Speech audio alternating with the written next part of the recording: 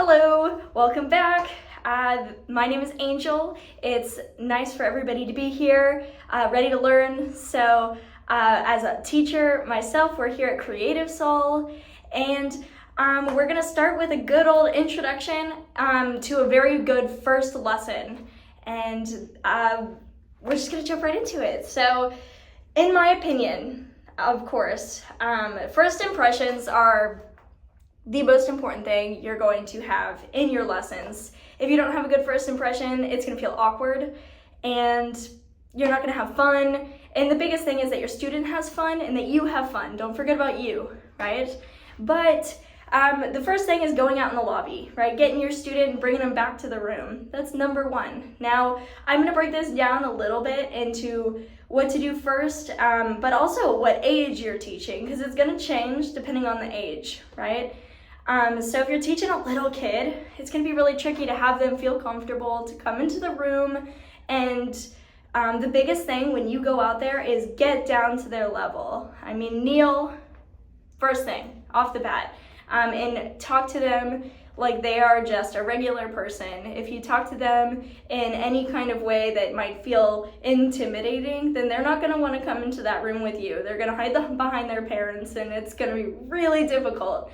Now, we will talk about challenging students. We have shy students and things like that, but on just the regular, normal student, it's important that they feel comfortable. I always bring stickers, and I'll talk about this in every video. Stickers, you guys, they're so cheap, and they love them. All the students love them. You get the little ones for the kids, like stars, smiley faces, all the fun things. And then for the adults or for the older kids, those like vinyl stickers, the big ones that they can put on their water bottles, their computers, their windows, whatever they feel like putting them on. But they really like them. And I always give their first lesson, they get their free sticker. Now, in other videos later, we'll talk about why not to give out too many free things in your lessons. But that first lesson, it's important to just make them feel comfortable, and that's really the biggest thing. So when you go out to greet them, the little kids, you get down to their level. The older kids or the adults, then you're gonna wanna just talk to them like they're regular people. It's gonna make them feel more comfortable. And with the parents too, introduce yourself. Hi, my name is whatever. Shake their hands, that's a really big one. Making them feel personal, and meeting all of them in the lobby, telling the parents that they're totally fine to come back to the room. I always invite them in for their very first lesson just so that they can see what they're paying for, right? And then we go back to the room after we feel comfortable, and as we walk back, I think the walk to the room is very important too, making them feel special. This is my time where I ask them questions. How was your week? How are you doing today? Are you excited for your very first lesson? What made you want to play the piano or whatever instrument that they're trying to learn, right? And they'll usually answer, maybe it's they don't know how to. Sometimes usually it's, I don't know, the piano sounds kind of cool. Awesome, that's great, right? That's what you want. That's how we all get into it. It sounded really cool, right? So that's another huge one. When we get back into the room, I let them in first. I give it a second before I close the door even, because the close of the door closes the room off. It closes everything off, and it makes it feel a little bit nerve-wracking. So I will even wait to close the door. If they're nervous, I'll keep it open for a few minutes and then walk over and I'll close it very quietly in the middle of me talking. Just make it super normal, super casual. And we talked about the stickers. What else? Information. Yes. Telling them about yourself, right? Especially with the parent, to know that you're qualified to teach is a very big thing for me.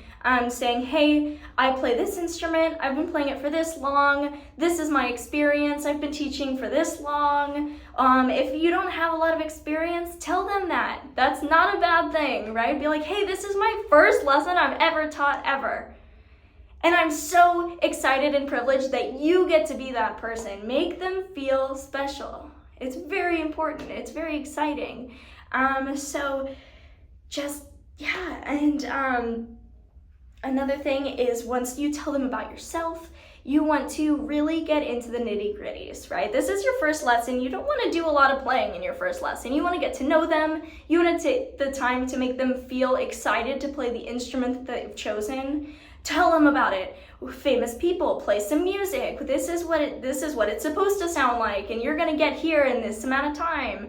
But what are your goals? What do you want as the student or the parent? If the student is younger than 6, I usually don't ask the child this question because they don't know how to answer it. But 7-year-olds, they have goals. They even some 6-year-olds and little kids, they want to go, I really want to have fun today, you know, if they're super outgoing. But most of them are just gonna not know what to answer when you ask them the question, what are your goals? That's a huge one. That's such a big one. What do you want out of this? Do you just want to escape the world for a little bit and play some instruments? That's awesome. Let's have fun today. If you want to be a piano player with an orchestra in front of thousands of people, then you're going to approach your lessons a little bit differently with your student, right? If they have bigger goals, then you're going to push them a little bit harder because you know that they can handle it, right? Some people who are not as excited about this, they don't exactly want, they don't want to be pushed, right? And that's totally fine. It's up to the student here, right? As teachers, our goal is to make our lessons perfect for the student. That doesn't mean that your lessons are going to be exactly the same in any way, shape, or form with any of your students. They're all going to be very, very, very different. And yeah, you're just going to ask them about those things. Ask them what they want. And if they don't know what to answer, this is a really good one, is you give them examples, right? Say, my goals are, say they're in middle school and they want to get into the top band and you're helping them get all the way to the top of their section, right? Say they're a clarinet player walking into band and they don't know what to expect, right? Then you would give them what to expect and hopefully get them on their way to be getting into the top band or the top half of the section or whatever their goal is. Say that they are a singer and their goal is to sing in front of a group of people and not get nervous, right? That's another one, right? Talk to them, tell them the truth. Okay, the biggest thing is the truth. If you get nervous too, if you are nervous as a teacher, tell them that. Tell them, hey, you know, this is my first lesson. I'm super excited, but be patient with me, right? Things like that, communication in a first lesson. And by the end of the first lesson, usually all of this has been covered. You've asked them what they want in this, made them feel special and comfortable with you, and made them excited about their instrument. Those are the 3 biggest things that you want to do in a first lesson. It's not about getting them to sound good today. That's not what it is, especially if they've never seen an instrument in their life. The reality of the fact is that they're not going to sound good for a while. And that's okay, right? Because they're beginners and we didn't sound good when we started. So make them understand that this is a process and you are about to go on the best musical journey of your life, and that you're pleasured that this is the first lesson that they've had with you. So I hope that helped. I hope that answered your questions about a first lesson. But yeah, after you do that, you just play around a little bit. Show them the piano. These are the keys. Show them the guitar. These are the strings.